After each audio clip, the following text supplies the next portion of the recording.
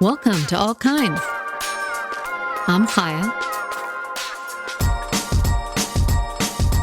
And today we're going to talk about Skincare 401 for anyone and everyone. Tips from my visit to the dermatologist. The original and smart how-to with John Wilson. It's a modern masterpiece. Pete Correale, thank me later. This guy's hilarious, even his old shit. We'll touch on some weekly updates. Rest in peace, Maradona. Elliot Page introduces himself. Johnny's fans are now trying to cancel Amber. Mathew Perry is engaged. Ho-hum. Voices of Fire takes it to church, and Farrell launches a new skincare line. Apartment shaming, the new cause celebre. Who knew? Welcome back, everybody. I know it's been a couple weeks, but I'm getting through my course. We're finally over, so I'm excited to be back here with everybody and get right into it. There's been a lot going on. I saw something pretty funny. There was an actor named Lucas Gage. He's been in a few things, and he was auditioning. And I guess the director didn't realize that he could hear him. And he was doing the audition at home. And basically, the director started shitting on his apartment. He said, that poor little apartment, I can't believe people live like this. Something along those lines. And the actor was like, I can hear you. Yes, I know it's a shitty apartment. Give me the job so I don't have to live in a 4x4. The apartment looked decent, like your average studio that I guess, working actors would live in. And this guy's been in a few things. Look him up, Lucas Gage. But the apartment shaming was too much. The video went viral. The actor released it.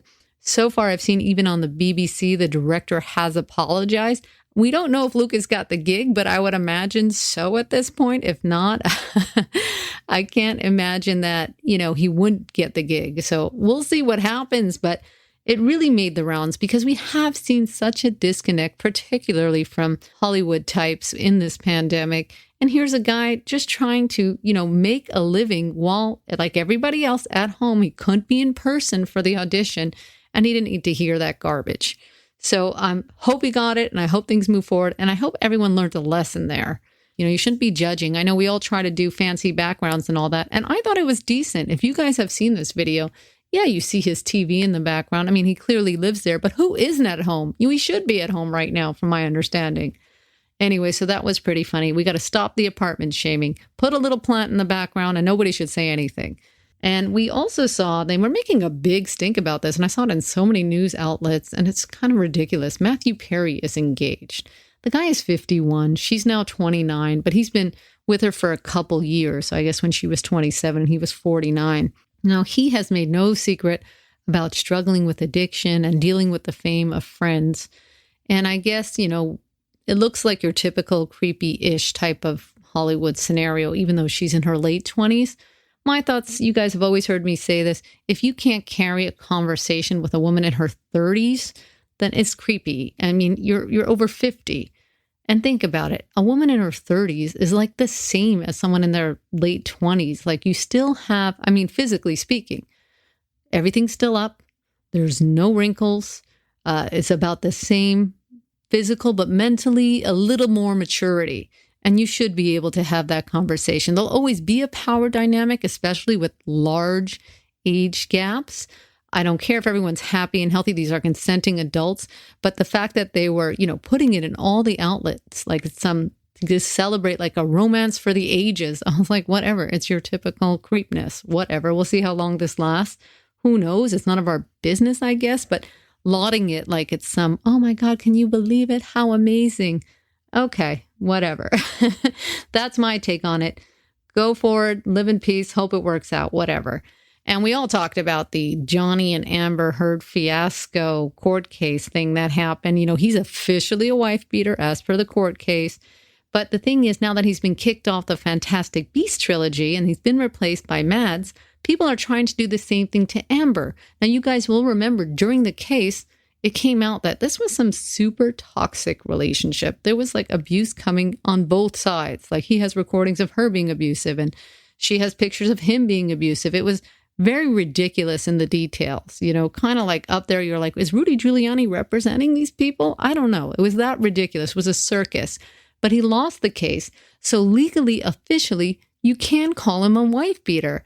And even if they didn't agree with it and you don't think he is, you can kick him off for something like that. So they were able to get rid of him. You can't just kick her off because she's technically not. She didn't bring the case. He tried to appeal. He's lost. There's been a petition for 1.5 million signatures that came out this week trying to boot her off Aquaman 2.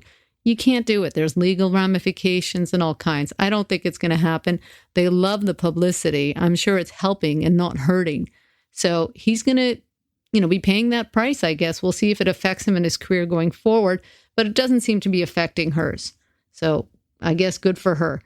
We saw also that Elliot Page introduced himself. Now, you guys will remember the movie Juno, where Ellen, that's formerly before the transition, Ellen Page, I believe, won an Oscar for that and came out and made a big statement and has introduced himself completely as Elliot Page. Moving forward, will, I guess, be doing roles under that name. Well, for sure, this is who he is, excuse me. But it was big news in the trans community because they're getting more and more visibility. We all know Laverne, everyone knows from Orange is the New Black. And I guess it's good to have other examples out there for those who need that inspiration and to make it a little less stigmatized, even though it is Hollywood and Elliot is likely not to face the same kind of discrimination as someone, let's say, in Kentucky. There's still issues and, adults are adults and it should be their choice. And if he's happy, good for him. We'll see how that works out in terms of the projects he takes and things like that. But actors are actors, so it shouldn't really matter. Like if, he wants to take roles that maybe people would have traditionally seen for the Juno type role, then they'll do that. And if not, we'll see. But I expect we'll see a lot more. I expect Elliot won't be the first or last to introduce himself in such a high profile in the entertainment industry. There was big news also on the sports front. Diego Maradona passed away at 60. Now, if you guys don't know him, he is a legend in soccer. This guy, it's very, very interesting, his whole story. There's a documentary on HBO that I watched. If you need a good sports documentary, this is definitely worth it. It's got a lot of drama. Even if you don't know too much about soccer, these sports documentaries can be very uplifting. This guy grew up super poor in Argentina, and he started in Boca Junior. Then he went on to Spain. He ended up in Napoli. Like, they had never won a thing in Napoli, and it's very mafia in there. It's a known thing. Anyway, he ended up killing it there, and I'm not going to say he was involved in the mafia, but they make it very clear he was protected. This guy had such a crazy life. He's a very controversial player. He was very talented on the field, but outside of football, this guy was a hot mess. He did a ton of drugs, booze, all that kind of stuff. He even had this affair, and they were like, oh, it's your kid, and he denied it for like a solid 20 years. He finally did admit, like 20 years later, yeah, it's my kid. I think the kid is like a dead ringer for him as well, right? You can't miss it. But the whole thing is, he did die at 60, which was weird because he had a surgery like a week or two before, I think on his head. And then like he was good enough to be discharged from the hospital. He went home and like, poof, he's dead. It's very suspicious. I think they're looking into it. Something doesn't seem that kosher, but he was a legend, like up there with Pele in terms of the greats of soccer. I'm sure that's not the only documentary, but I can say that this HBO documentary, it's just called Diego Maradona. And whether or not you like football, it's very fascinating, very interesting. But, it's like the typical what you thought with, I think still today with athletes and drugs, booze, women, men, whatever they're doing, right? These aren't choir boys and girls, so who knows what they're up to. We always hear like in the Olympics, the village is like basically some big, huge circuit party and there's all kinds of orgies and stuff. So it's no surprise, but this one's very interesting. So take a look at it if you guys want to watch a sports documentary that also has a lot of drama. And then speaking of which, you guys, I told you that we watched The Queen's Gambit and we thought oh, great. It's a renewed interest in chess. Bruno has played chess and he's like, you know what? I'll show you. I'm terrible. I think I learned briefly as a kid and just went right to checkers. And he's like, let's look and see if we can get a chess set. And I was saying, they're so beautiful. A lot of these chess sets, they're like works of art and people proudly display them as furniture in their home.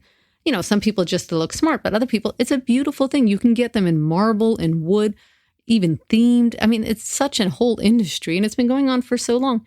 All of them are sold out.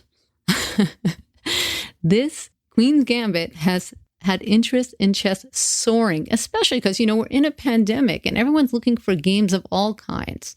I'm sure you guys have all heard that you can't get a PS5. You think PS5 so technologically advanced, you also can't get a chess set that people have been playing for forever. So I don't know when some are going to become available.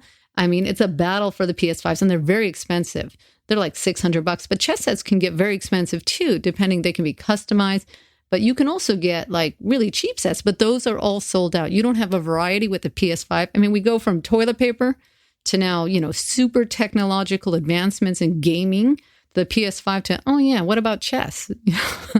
So you can't get anything. So we'll see. Hopefully more become available. Maybe you'll find some in the back of your dollar store, the ones with the little magnets that you'd take traveling, or like your grandparents used to give you to try to encourage you to play these types of board games. Hopefully we find some. But the actress who played the Queen's Gambit, her name is Anya Taylor-Joy. She came out and said she doesn't think she's attractive for Hollywood. She's too weird looking. And I'm like, what are you talking about? Like, why would you even say that? She's gorgeous. She has a unique look. She doesn't look like everybody else, which is kind of refreshing. But she's in all these top roles. So I'm like, what are you talking about? You're too weird for Hollywood. You're in Hollywood. You have leading roles. She's not formulaic, but she is a skinny, white, pretty lady. I don't even know where she's getting this from. And I was like, it reminded me of like when you used to have in the 90s, people would have to be like super skinny. And you'd always have someone who was maybe like a little too skinny, and they'd be in the room like, oh no, maybe I'm too skinny. But really they didn't mean it. They were delighted. And I think they used to have, I don't know which comedian it was, who was like, you can never be too skinny or too rich. It was like that whole thing. So it comes across a little disingenuous, good for her, but it's obviously not stopping her. So I don't know what she's talking about. But I did see also, I love gospel music, and Pharrell Williams came out with Voices of Fire. Basically, his uncle is a pastor and wanted to put together this mega once in a lifetime best voices gospel choir. And they document that with the tryouts and then them coming together. And Pharrell, you got to give him credit. He's a huge success, and he's putting his money and his time around this and helping uplift his community. It's great to watch. We have so many of these like singing type competitions. And every time you watch like, one of these competitions, whether it be The Voice, American Idol, there's always someone who has that gospel background who is just incredible.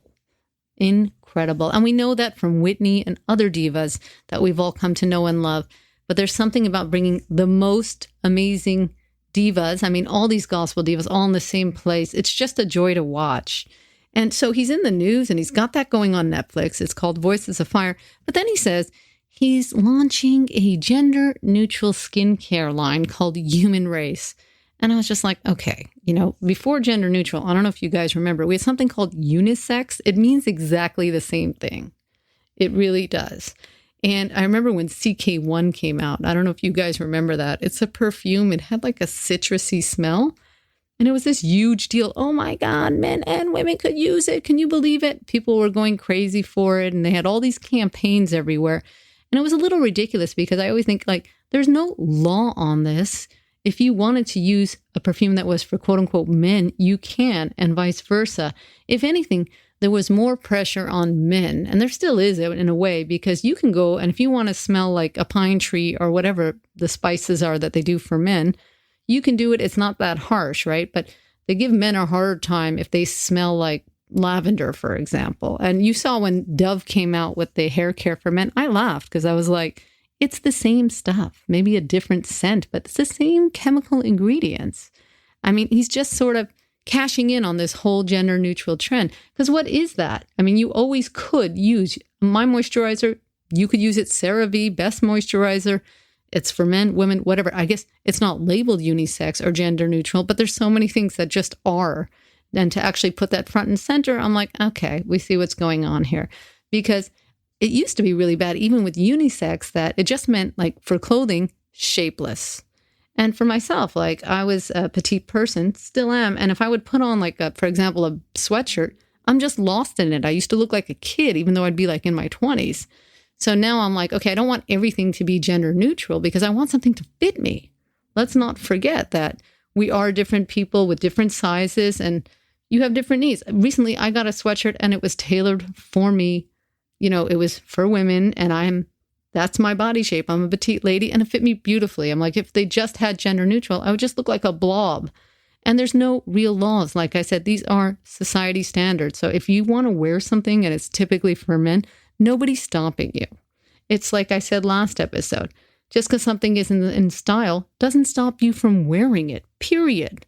So don't go by this garbage. You don't need to feel those pressures and be you. If you like something, who cares? So yeah, he's going to say it's gender neutral. Well, I have news for you. All skincare lines are gender neutral. So enjoy. There's no law. I went to the dermatologist myself and I was concerned because I thought I had like a skin tag or something on my face. And she's like, okay. And I'm like, well, what is this like age spot? Like, I'm not 80, I'm 40. What is that? She goes, listen, you're paying for the sins of your childhood and your teenagehood, even when you're older. I said to her, listen, when I was in my 20s, I had a good friend. He was a 50-plus-year-old white gay man. His skin was fantastic. And he told me, he's like, whatever you do, don't use cleansers on your skin. Just use water. But I'm like, well, okay, sometimes I wear makeup. So he's like, in that case, fine. But if you don't need to, just literally just water. When you're in the shower, don't put cleansers, toners, all of that. And of course, wear your SPF. So that's what I said to her. I said, at least since 29, I've been wearing moisturizer with SPF 30, broad spectrum, UVA, UVB. I saw a whole study that says past, 30, it's all marketing, 30 to 60 to 80. But she corrected me and she said, you need to stop right now and you need to be wearing SPF 50 because apparently those tests, when they test the sunscreen, it's in a lab setting where they slather it on. And we're not doing that in real life unless you're like at a beach. When you're just wearing your daily sunscreen, you're putting on a very thin film, even if it's especially in one of those moisturizers. And then you might be putting your makeup on top of it. So you're not going to put on the actual amount to get that protection. So that's why she said you have to go up to SPF 50. And because I'm 40, she's like, well, I think you should start using retinol if you want to have healthy skin as you age. I'm like, well, I'm concerned because, that could really be very harsh. It takes a while to get used to. So she gave me a prescription for retinol cream. You can ask your dermatologist. There's so many different kinds. As long as it has retinol in it, that's what's proven. And I'm going to try that out. It's going to be every 3 days. We'll see how that goes. But the other issue I went to see her is that I feel like I was losing some hair. I talked about this and I got the shampoos, but I thought, let me get a medical assessment here because there's so many shampoos and things. It's such a market. So she told me the only thing that medically works, that's been proven, that's good, is minoxidil, which we all know by the marketing name of Rogaine, as long as it has that. And when I went to the pharmacist, I'm like, okay, well, which one should I use? There's one for men and women. I'm like, is that just marketing or is there anything different? He's like, no, that is just marketing once again, right? But he said the woman's one here happens to have a higher concentration.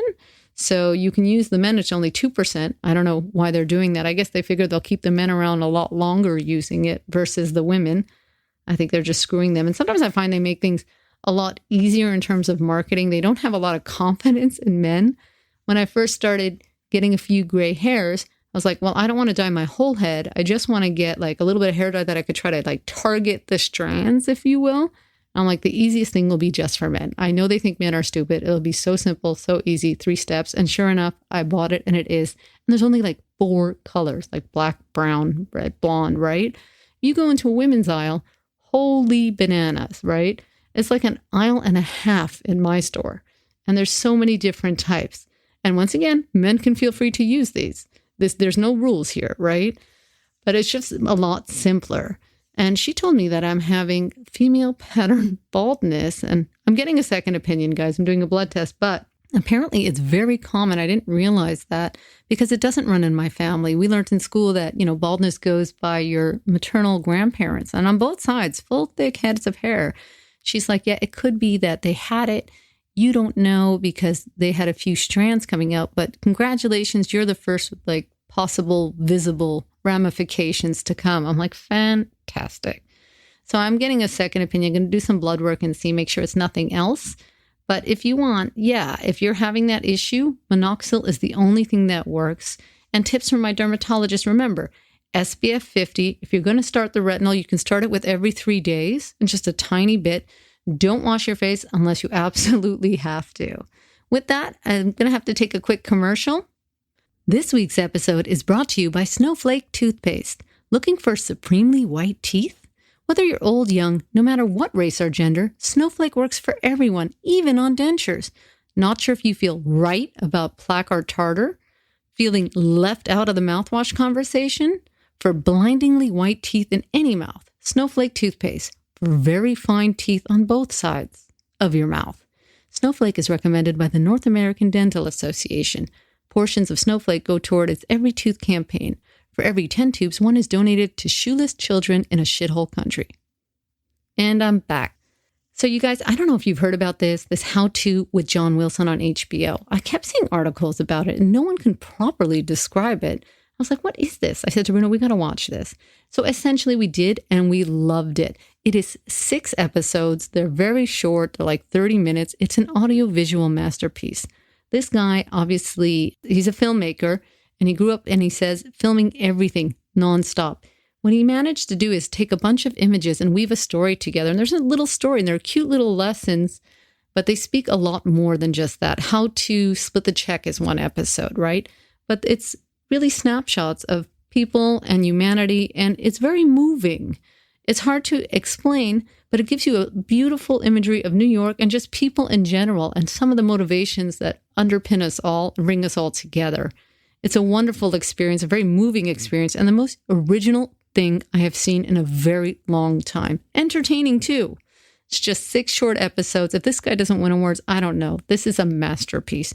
You guys check it out. You'll see what I mean. It's so unique. Sometimes you'll just see an image and it's like a mannequin, but he threads it into a story. He like stitches it together. It's almost like, when you're a kid and you had those flip books and they were like little cartoons and you'd see something running. It's sort of like that, but with multiple images weaving an entire story together based on his life, but also about all of us in general. And it's nice to see all that coming out of New York, which is like a microcosm of everything else. Doesn't matter where you are, you can relate to it. And it's just very visually stunning in that sense. You guys will love it. Check it out. And my sister had said to me that I should check out Whitney Cummings. She does a podcast, and she said that one of our favorite comedians, Sebastian Maniscalco, was on it. Well, we started watching it, Bruno and I, and then he kept mentioning his good friend Pete, and they both know him. I hadn't seen Pete Correale, so I'm a little late to the party. But holy crap, this guy is hilarious. Him and Sebastian have their own podcast that they do weekly, the Pete and Sebastian Show. And you can find that on all platforms, and they tape it, and it's hilarious. Like Pete's in his basement, and Sebastian's in his movie room. I guess he's out in LA, and Pete had moved to a small town in upstate New York. This guy has a super thick New York accent. He's one of those people that you just know is naturally funny in real life. He's just funny. Like, he doesn't have to think that hard about it. Yeah, he has material, and you'll see that because we started looking up specials, and you see some of his classic jokes that I'm not going to tell you right now, but they'll play in each of his specials. We've seen them in a couple times now. But off the cuff, this guy can react. He has a very, very, very good clock speed, and he's absolutely hilarious. And that's become literally like our favorite podcast, the Pete and Sebastian Show. They're serious, don't get me wrong, but they're just hilarious. Like 2 great guys having a conversation, 2 family men. I mean, it's just funny. He's like a fish out of water in upstate New York. He's like hardcore New Yorker accent and living in like a sleepy town. And from what I understand, a Victorian big like money pit type of house. So rambling big house. But it's hilarious. You guys will thank me later. He doesn't have a lot of work out there. There is some stuff on Amazon, and he's done like as part of a special on Just for Laughs, Sebastian and Friends. He has a good set there too. And the last thing I saw was from 2020 it was released, but I believe clearly, well, I don't need to believe, you could tell it's pre-pandemic, so it was filmed in 2019. Because I don't know, the comedians, they have to go and try out their stuff. They got to hit the clubs, try it. If it doesn't work, they cancel it, they go in different directions. And that's why they're always touring. That's why you can have like a super famous comedian just drop in anytime in any of these tiny clubs unannounced. They got to see how the material is going to work. Even if they have a big special coming up, they can't really do that because if they try to do like a Zoom type concert, I mean, you might feel obligated to laugh. I mean, they're looking right at you. You can see them. Even though you can do that in a club, it's a different atmosphere. It's weirder. So they don't really get an opportunity to test it out in front of live audiences. They don't get that laugh, that natural laugh coming back at them. So we could be in for a whole lot of really whack comedians coming out of this thing. We'll see, because everybody needs to laugh. And I hope that as soon as this thing is over, these guys get out there and really hone their craft, because we're all in need of some good humor these days. That's for sure. But if you're looking for some good stand-up, his old stuff is still hilarious. So check it out, Pete Correale, and definitely the podcast, The Pete and Sebastian Show, for sure. Well, if you guys like what you hear, don't forget to check us out weekly on iTunes or on your preferred platform. Please give us a rating and subscribe to the show. Give us the stars you think we deserve. Check out the website at allkindspodcast.com. You can also hit us up on Twitter at allkindsweekly or on Instagram at allkindspodcast. I look forward to hearing from you, and maybe I can discuss it on our next show. Thanks for listening.